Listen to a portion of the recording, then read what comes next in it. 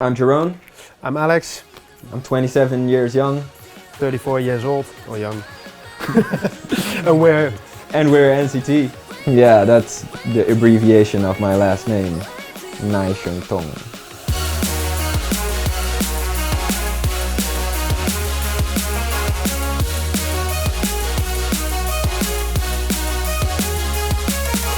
People were just calling me NCT, like my friends, my close friends, they called me NCT without me even doing music yet, so it was fairly easy to decide that I was going to use that name. I think it was about 8 years ago now. I found out about Liquicity through some friends. They were already into D&B, and they took me to Alex's event, and we didn't know each other at the time. So they booked Audio, I think was the headliner, yeah? Yeah. And that was some experience. Like, I was instantly in love with drum and bass and the whole thing, and yeah, that's when I decided I wanted to get involved myself. We are sleeping in your arms, we are jumping on your stomach.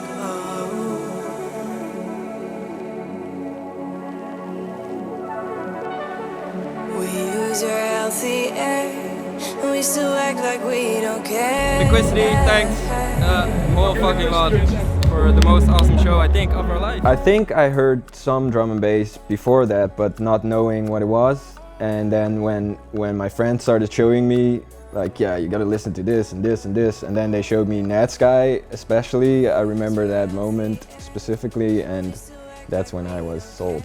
For me, that must have been somewhere before the year 2000, I think, when my dad came home with an LTJ Booker CD, logical progression. That's how it all started.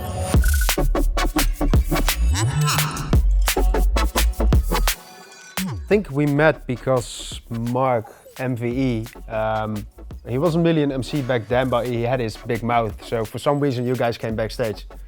Yeah, but it wasn't even that event yet. No, that wasn't the Audio. I think it was a couple of events later. Yeah, it was. The two of you came backstage, and yeah, you basically started chatting with everyone, and you became part of the champion sound, LBC. Yeah, cool. Yeah. Mark actually, he just talked his way in, and I wanted to get in as well, really badly. And I was doing a bit of photography at the time, so I offered them, like, can I hang with you guys and then take pictures for you guys for the event? So that's what we did. And also, before all of that, Luke had already wrote me once on SoundCloud, like when I was just uploading tracks myself on SoundCloud, and he wrote me once like, whoa, this stuff is awesome, you want to come play on my event sometime? And that wasn't your event, that was his Donderdup, his own side event.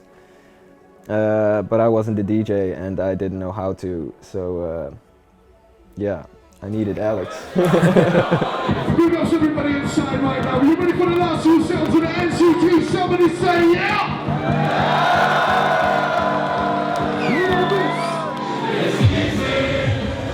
Don't you try, it's a pointless way tonight. I don't see you when I open my eyes. I need to be there. What's up? Is anyone out Somebody shout!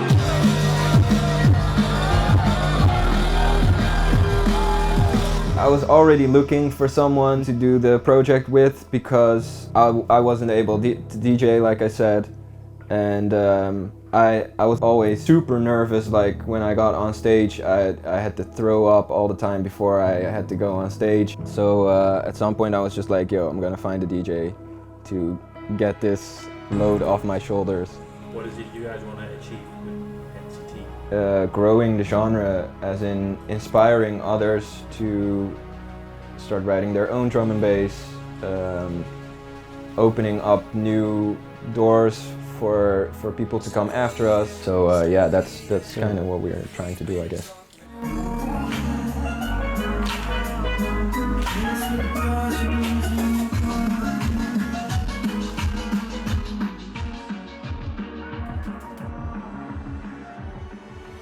I I describe NCT as this, liquid, not really the power liquid, but more the euphoric, melodic, and emotional liquid music as well. There's always a lot of emotions involved in creating the songs, in playing out, in especially the feeling that we want to, that we want everyone else to feel when they're listening to NCT music. We always put quite some effort in making sure that bit of the music really comes through. Yeah, indeed. It's all about getting a certain feeling and emotion across, and I think that's the most important thing in our music. The most important life lesson I learned from being part of NCT is, I think it's that the music goes a lot further than borders. The music crosses everything, and no matter where you are, where on the globe you are with music, if you're on about the same music or just music in general, then you have an instant connection. Representing your hometown, somebody make some noise for NCT!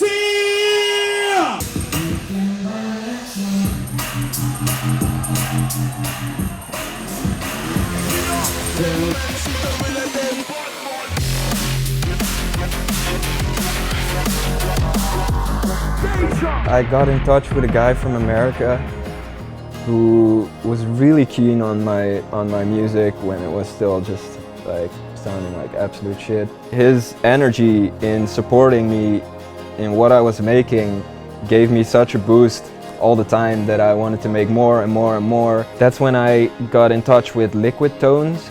I did an EP, 2 tracks there, and that got found by Oscar from, at the time, Submatic. Yeah, he was just super excited about those 2 tracks, and he started sending my stuff to Maris at Liquicity.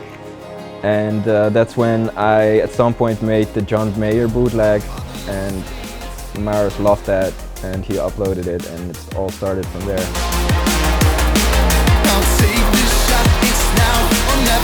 The very first release on Liquicity was Frozen in Time. I got in touch with Liquicity about it, and I was just sending them demos, and this one they really loved, and they got me in touch with someone who writes vocals, and Dualistic was also involved in this, and Charlene, she's a girl from Belgium, and they sang a duet written together with Reinoud from Submatic, and that vocal just fit perfectly on there, and I just slapped it in the project and sent it back through Liquicity, and that was the end of it. That was a dream come true. Like, when I started to make music, my dream was getting on Liquicity, and for that to happen so quickly was just amazing. Where to begin, where to go? Couldn't find the answer, I let it go. Liquicity means, more than a lot, I think, to put it mildly. No, everything that we, and especially most of the things that I do at this moment, wouldn't be possible without Liquicity. And not just the label, but also the events, the YouTube channel, and especially the whole community. It's just, you can't find a place like Liquicity anywhere within the drum and bass scene. A real special, huge family. Yeah, same. I mean, the fact that we've stayed with Liquicity for already 8 years and we still want to continue with Liquicity, I think that says enough. We're NCT, this was Liquicity, it was fucking awesome. Yo, Liquicity, once again, we fucking loved it. It was amazing. Liquicity, thanks a whole fucking lot for the most awesome show, I think, of our life. Woo! We did it again, Liquicity, you know it, best audience in the world. Nothing more to say. Love you. Set away, but did we drift too far? Too far, too far. If we die, will we love again? The idea of of writing an album started about 2.5 years ago. I went through some hard times personally, and I started to write a song about that, and that song turned out really well, and that's when I was just like, I can write like 9 more songs about something this personal. The first song was Dancing in the Rain.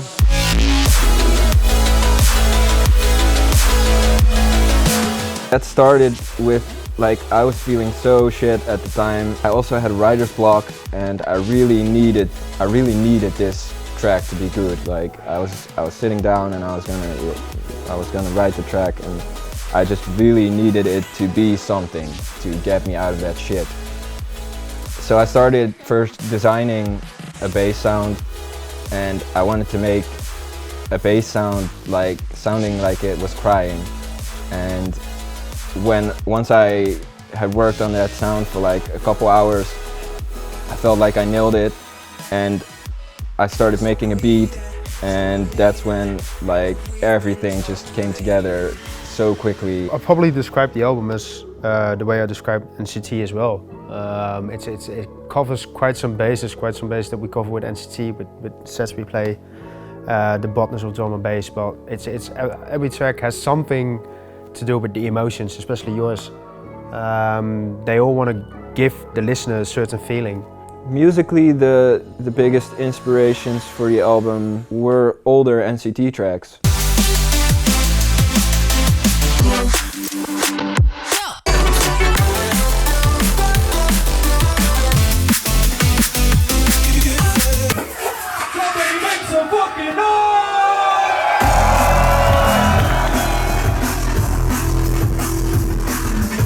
Like, I really got deep into listening to my earlier productions and was thinking, how do I take this to the next level? I've always wanted to steer drum and bass more into a pop music direction.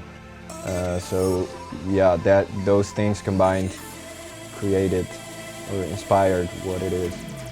I think the biggest challenge in the whole project was the last couple tracks. As the earlier tracks, they all came very naturally, and at some point my hands started itching, like I want to put this stuff out, but I still need to write a couple tracks. And so it was kind of stressful to get other projects on board that would work with the earlier written tracks.